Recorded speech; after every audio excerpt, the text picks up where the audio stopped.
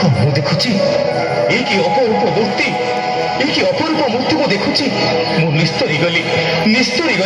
कोटि कोटि जन्म पाई मु निस्तरी गली ए घोर अरण्य घन अंधकार राति मने तो जागई नाही इले मात्र भीति सबु अंधार कुफेई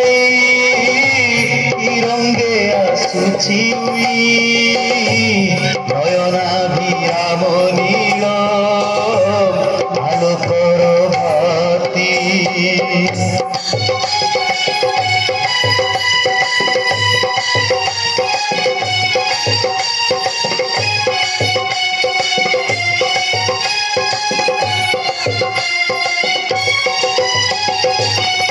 नीलए नील कंदर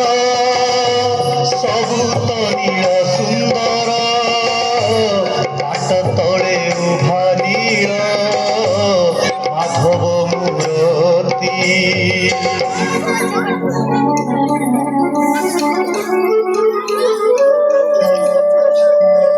आकाशरे चंद्र नाही नील बंदरे विश्वाबसु संध्या दीप जाली नाहंती तमरी श्री अंगर प्रभु नील आलोकर ढेउ खेली उठुछि बाहु उपरे मथा मुद्रित नयन पाद पद्म प्रसारित ए बट वृक्ष तले केते निश्चिंत रे सोइछ प्रभु देखुछ प्रभु तम दर्शन रे मो जोई विद्यापतिर आखिरु केबिति धार धार लुह गड़ी आसुछि तू टिके कंदर बाहर को जा मो प्रभु को सेवा मणि बढ़े दिए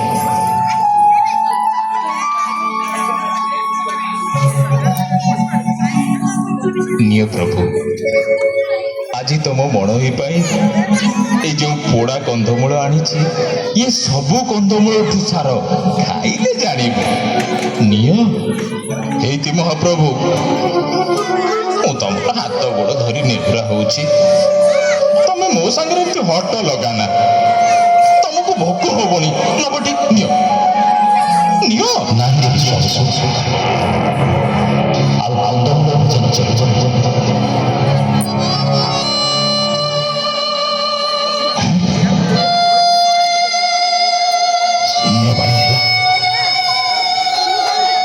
शून्य था ये कथा कहूच प्रभु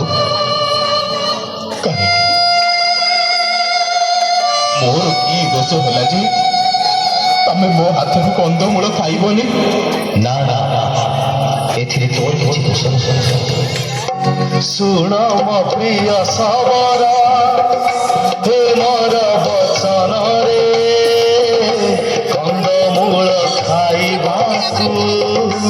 नाही आउ मन तुमर आज सेवक तुमर प्रिय पूजक अमृत मणि पाए फलिलाई मनरे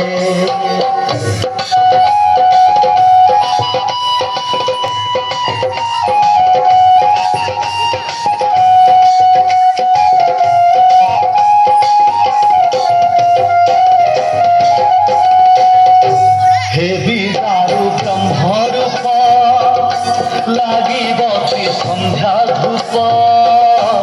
लोड़ी आंभूत राजा इंद्र दिन एक तुम्हें कहु प्रभु तुम्हें मो कथार तो उत्तर दौन मो कथा तमें शुणबनी हे नील कंदर बासी हे नील